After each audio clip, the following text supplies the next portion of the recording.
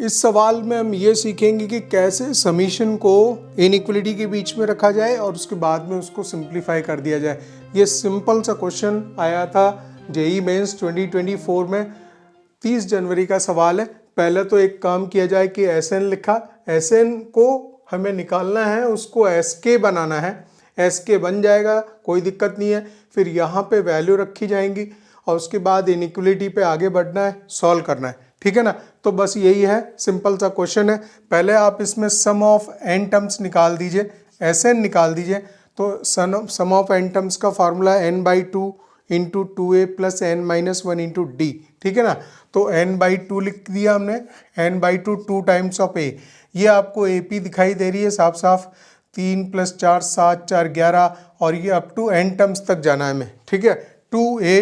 2a plus n-1 into D, common difference यहाँ पे 4 चल रहा है। वैल्यू हमने इसकी सॉल्व कर दी, n/2 into this is 6 plus 4n-4, 4n-4, ठीक है ना। तो ये n/2 आ जाएगा, 4n+2 आ जाएगा, ये वैल्यू हो जाएगी 4n+2, 4n+2 हो जाएगी। एक काम और कर दीजिए, इसको 2 से डिवाइड कर दें तो n इंटू 2n+1 हो जाएगा, ठीक है ना। इसको हम यहीं पे छोड़ेंगे, इस वैल्यू को हम यहाँ रखेंगे, ठीक है। अब हमारी इनइक्वलिटी पे आ जाते हैं। ये बोल रहा है 40 less than 6/n into n+1, ठीक है। ये आपने लिख दिया साफ साफ। ये एस एन के लिए डिफाइंड है, ठीक है। लेकिन यहाँ जो सिग्मा आएगा आ जाए, चलिए, है ना। लेकिन उसको लिखना है के के लिए, तो कोई दिक्कत नहीं है। इसको जो एस एन है उसको मैं एस के लिख सकता हूँ। तो ये आ जाएगा k/2 इंटू, नहीं, ये है हमारी के, ये वाली थी, ठीक है।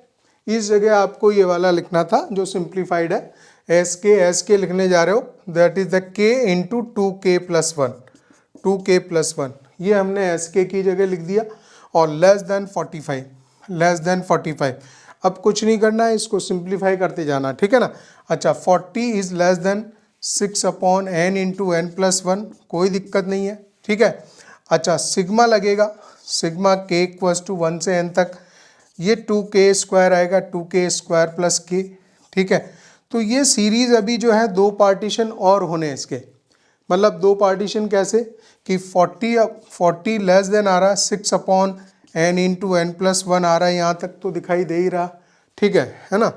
तो मैं क्या करूँगा कि इंटू करके 2 times of sigma of k² लिखूँगा, सिग्मा ऑफ k² लिखूँगा और k की वैल्यू जो है 1 से n तक जाएगी।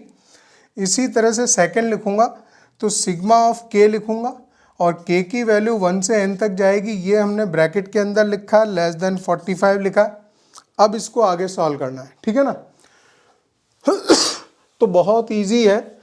अगर आप, मैं हमेशा एक चीज़ बोलता हूँ कि अगर आप बहुत ही कॉन्फिडेंस के साथ एक्यूरेटली लिखते जाएंगे तो फिर मजाल है कि कोई गलती हो जाए। गलती कभी हो नहीं सकती है, गलती तभी होती है जब हम थोड़ा सोचने में, लिखने में, सोच और कुछ रहे, लिख और कुछ रहे, ऐसा कुछ हो जाता है, तभी मिस्टेक होती है। 40 आता है less than 6/n into n+1 हो गया। अच्छा, फिर हम लिखेंगे 2 टाइम्स ऑफ k²। ये नेचुरल नंबर्स के स्क्वायर का सम है, ठीक है ना। तो उसकी वैल्यू हो जाएगी अप टू n तक जाएगी, n+1, 2n+1/6, कोई समस्या नहीं होती ऐसे, प्लस और नेचुरल नंबर्स का सम आएगा, समीशन ऑफ k, ठीक है ना, सिंपली। तो वो हम लिखते हैं n इंटू n+1/2, ठीक है, ब्रैकेट क्लोज्ड, क्योंकि ये जो भी नंबर था ये इसके अंदर की बात थी, 2 मल्टीप्लाइड था, लेस देन 45 लिखा ही हुआ था, ठीक है। अब आप साफ साफ देख लो कि ये जो नंबर है इसको हम इससे कट करने के लिए हमें कौन सा नंबर चाहिएगा, यहाँ पे नंबर चाहिएगा n इंटू n+1। तो ये n इंटू n+1 कॉमन लिया यहाँ से और इसके साथ में इसको कट कर दिया, कोई दिक्कत नहीं है। और दूसरा हमें 6 भी चाहिए, ठीक है ना। तो 6 को कॉमन वैसे ही बना के रखो, कोई दिक्कत नहीं है। मैं चाहता हूँ ना कि 6 कट जाए, तो ये 2 टाइम्स आएगा, 2 टाइम्स ऑफ दिस वन, तो 4n+2 लिखूंगा यहाँ पे, 4n+2, ठीक है, प्लस ये जाएगा 2 3 जा, तो ये 3 टाइम 3 आ जाएगा, 1 आएगा खाली यहाँ पे, ठीक है ना। ऐसा क्यों किया, काटा पीटा क्यों नहीं, क्योंकि 6 को 6 से काटना था तो हमने ऐसे ही लिखा।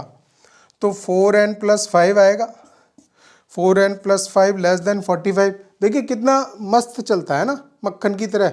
हाँ, 5 माइनस कर दोगे 35 आएगा, 4n लेस देन 40 आ जाएगा, फिर 4 से डिवाइड कर देंगे तो ये हो जाएगा 35 divided by 4n is less than, और 40 को जब हम 4 से डिवाइड करेंगे तो यहाँ तो 10 आएगा, ठीक है।